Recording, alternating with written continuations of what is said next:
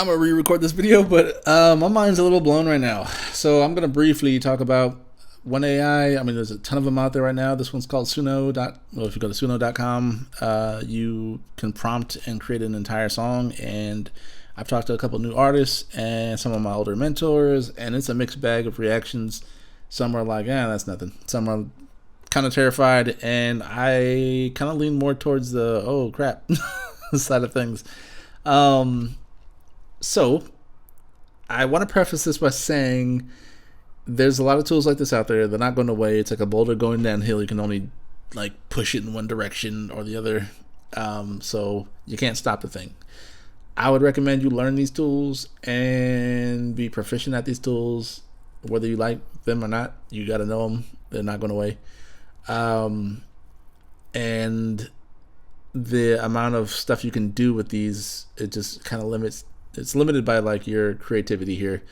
It's already been used in mainstream media with, like, for instance, like the Drake and Kendrick little battle thing they had with like Drake using AI voices and Kendrick's producer using AI created samples. Like, it's not going away. It's only going to be used more. But I want to like show you what you can actually do in a very short time. So with ChatGPT, I prompted it. I think I told it, "Hey, you're like an expert songwriter. Write a pop song or like sensual pop song." So then it gave me a title, it gave me the lyrics, and like the general breakdown. Then I went to Suno Ai, which you can sign up for free. I'm not sponsored by any of these people. I used it and I was like, wow, this is wild. So I took it into Suno Ai, and then in their little option, you can hit the create button. And here you have a little prompt window where you enter your text. You can create either an instrumental or an entire song. You can click on the custom button, and from here you can actually put the lyrics in. That's what I put the lyrics from the ChatGPT in here. Of course, again, you can fine tune it and make it your own. If you already have some songwriting ability, this will definitely help. If you don't whatsoever, you can actually make some pretty decent content. But anyway, from there, I ran the same lyrics for a variety of different kind of like song genres. So like reggae, pop, metal, hip hop. I think I had like country and some other stuff in there. So there was, I would say, like more than half of the time it made some pretty decent tracks, and like this is like one of them. So I'll play a little bit of it, and you can see the lyrics on the right here. So this was like generated in like 10 seconds. It gives you two versions of the same song, same lyrics, and different production. And as a, sorry, I'm talking so much. As a audio guy, a little engineer guy, I'm just listening for things I would tweak and ways you can mix the vocals. Well, as a mix engineer, I should say. A lot of fun stuff you can do with this. All I need. Add little delays, some chorus. Driving me insane. Can't stop this feeling, don't wanna escape. You're the only habit I wanna chase. You make it hard to not love you. With every smile, You can have a little build-up sound if you wanted to. You do. You make it hard to not want you. What kind of thing? Like a magnet, I'm drawn to you. But quality-wise, it's an MP3, so it's not going to be the best audio or sonically. But damn, because from here, you can export the song as an MP3, and I know you might be thinking it's an MP3, so what? I'll show you in a second. You can extend the song if you wanted to. You can like, what's the options I give here?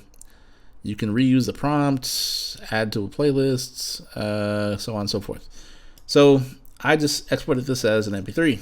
And if you already have a little knowledge on how to tinker with sound, you can take it into either a web application or a DAW like FL Studio. And for this instance, I'm using RipX, which is a DAW specifically for making stems. Stems are, in like layman's, like the individual parts of a song. So you have your vocals, then you have, you know, the background vocals, you have your drums, you have your guitars, you have your basses, your synths, your percussion, whatever little individual parts of that song. It separates it into the different parts.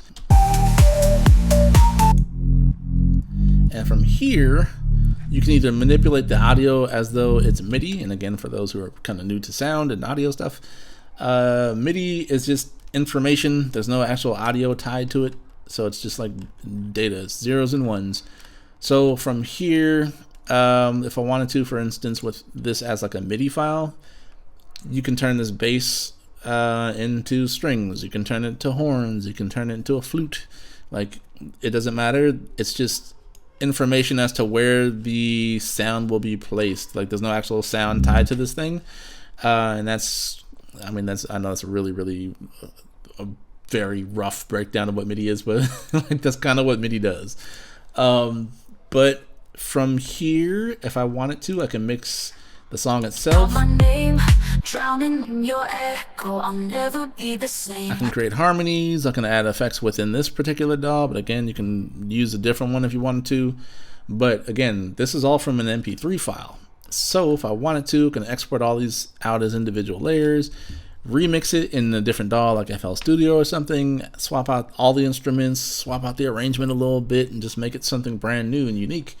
Or if you wanted to, just export this out as is and like mix it from there further, you could do that as well. So in this example, I had the song just exported out, and all I did was just a little post-processing. So here's the original, and then with a little processing,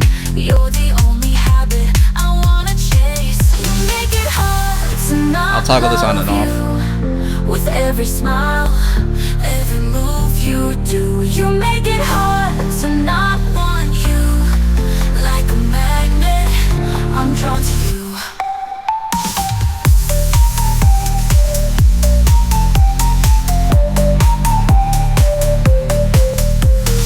Your voice is a whisper, calling out my name, drowning in your echo, I'll never be the same. And again, if you're already used to mixing, like, you can do a whole lot with the vocals as is, adding, like, again, flangers, delays, and all kinds of fun stuff to it. But yeah, I'm just like, I don't know where this stuff is going. And the fact they keep making it easier and easier to use and create is kind of the part that makes me nervous. It shouldn't be so easy to do. Sorry, there's like kids playing in the background. But so it takes like a little bit of audio information to train something on a voice, so you can create, like, as an artist, I think that would be the most nerve-wracking part, is because they can train something on your voice. So like, I don't know where this is going. Are they gonna like rent out your voice? They're gonna lease your voice to create models, and then from there create entire AI songs with generated lyrics and, you know, musical components, and then you just perform it? Like, I don't know.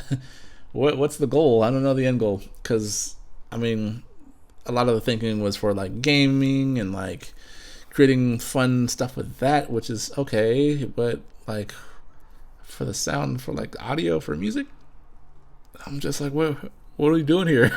Like, you're always going to need like a human component.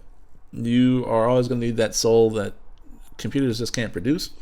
But damn, it's pretty good. I feel like we're at where people were just like a year or two ago, with the Will Smith thing with the noodles. It looked all bad. Now, you know, like a year later, it looked pretty darn good, and you can't really tell what's real and fake unless you're like really zooming in on pixels or specific things, like hands still a little wonky. But like with the audio stuff, man, again, they're already using it in mainstream stuff, and it's only getting better.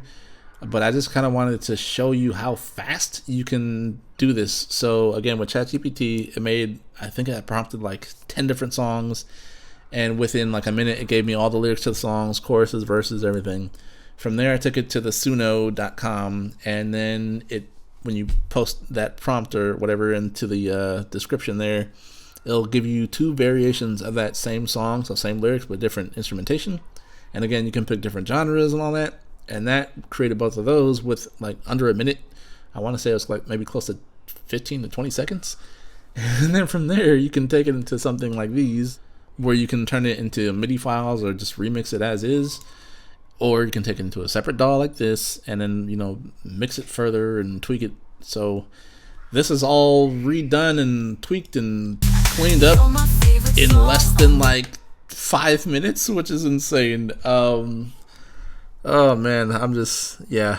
So like I said, the conversations I had were very mixed. Some were like, looks sounds okay. Like you're really under like that's an understatement of the year here. Like how fast this stuff is developed. Again, like just within months, these things keep jumping like leaps and bounds.